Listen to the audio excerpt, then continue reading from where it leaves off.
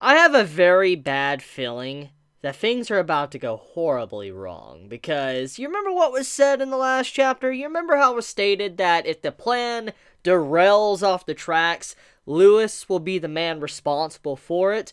Well, they're under the impression that they can stall a man, that they even stated in the last chapter that they know he's probably going to do something very unexpected.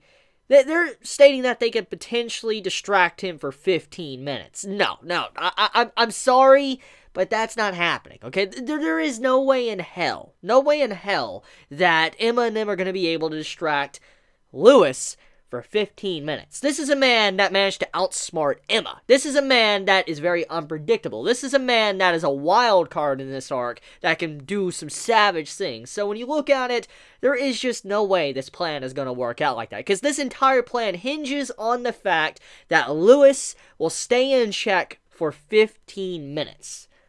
No way.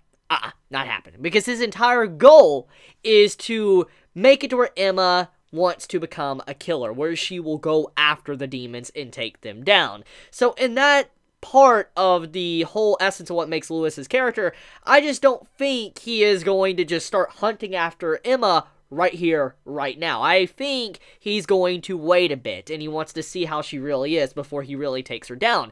I do believe, however, he might play along with the whole them becoming the hunted. Let's talk about the main point of this chapter. So, at the beginning, it is revealed the reason why the demons have decided to come out of their way and attack the humans in less than a day is not for the fact because there was a traitor, but because the demons were so interested in a hunt that they just wanted to get started and go after Emma. So it's like they got greedy, they did not want to wait, they wanted to go out there and hunt some more before, anything else happened. So, yeah, it wasn't because of Lewis talking to Lord Bayon. It wasn't because, they found out that, Emma's, starting a rebellion or whatever. It wasn't because of that. The whole reason why they're attacking right now is because they just want to get Emma. She's a premium quality good, and they want her because it's rare, even for their class, which is a very interesting tidbit about this chapter I want to talk about. So it is revealed that someone like Emma's status, these type of demons we have in this arc right now, they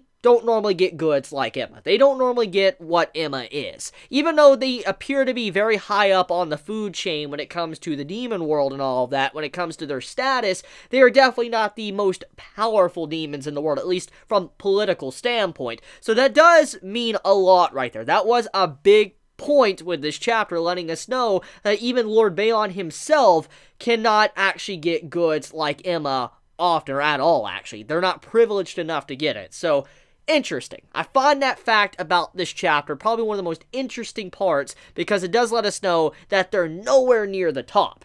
Now, leaving that aside, I do want to mention something about the demons, and I also want to talk about the food in the chapter as well. So, anyone notice that Lord Bayon looked very human? Like, his back, like the back of his head and all that, I'll probably have the picture on screen for you to see, but the back of his head, he has this hairdo and all that, and he looks like a human. He does, and we have seen demons throughout this series have humanoid-like features. We've seen how, besides having human shape, they have like a human lower part of their face. We've seen to where they have hair. I mean, think about Musica that we saw a while back. I mean, once again, we're seeing more evidence that the demons might be more like humans than we realized, or look like humans than we realized, and many have speculated the reason why these demons look like humans could be from the reason why they're eating humans. For instance, you are what you eat. Have you ever heard that saying, you are what you eat? Maybe the reason why the demons look so human is because of how many humans they've ate in the first place. So, who knows? But I just wanted to point that out, that Lord Bayon definitely looked human in this chapter.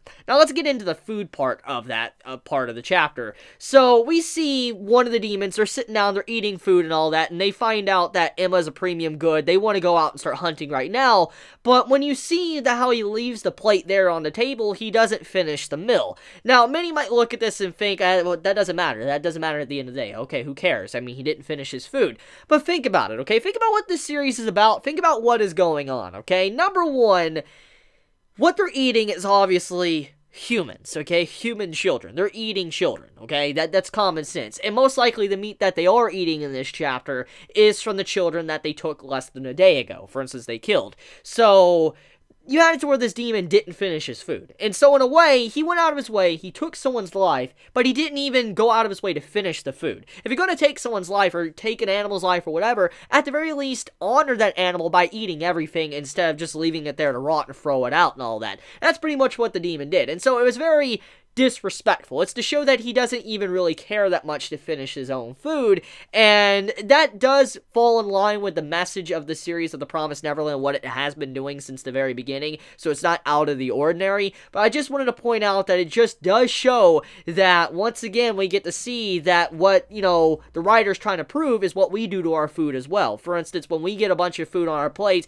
sometimes we don't finish the food, and when we throw it out and all that in the trash, that's kind of what they're doing. But in this way, you could see it as more disrespectful, because they're killing children, but they're not finishing the food after they do it. Because even if you're looking at a standpoint of the like the state of life and how the life cycle is and how eat or be eaten or whatever, if you're looking at it like that and you're not looking at it as cruel or messed up with what's happening to humans, it doesn't matter. At least show respect and finish. But they didn't. So yeah, the rest of the stuff in the chapter is pretty straightforward. I mean, you have it to where all the children are rather shocked that the demons are coming very early. They're all panicking, and you have some to where, like, okay, we need to not panic. We need to realize that we already went through the preparations. We need to get underway very quickly. And so they initiate where all the other children, they have to go into the passageway with Lucas and hide there, while the other 10 members get ready to attack the 4 groups. For instance, 2 are going to be distracting Lewis, and the other 3 groups are going to be dealt with by the other 8, you know, people part of this group.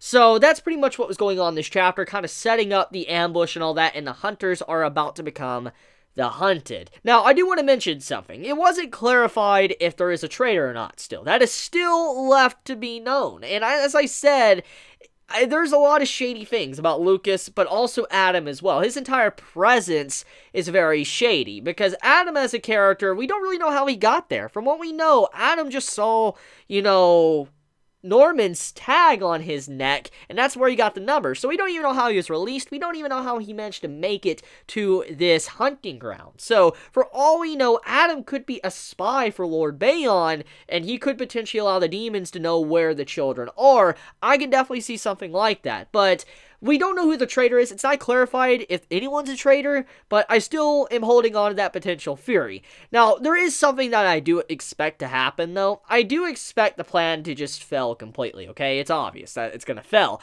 And I do believe that probably the Man with No Name and Ray are probably going to come in, and probably because of how shocking it is that nobody expected that to happen, that's when they're going to get the jump on the demons and probably turn everything around and probably win at the end of the day. I could definitely see that. That is definitely something that could happen. But that's about it when it comes to this chapter of The Promised Neverland this week. How do you feel about it? Did you like it? Did you hate it? Please be honest in the comments below. And if you enjoy my content, please subscribe. If you like this video, please leave a like. And I love you guys. Please be safe. Chibi out.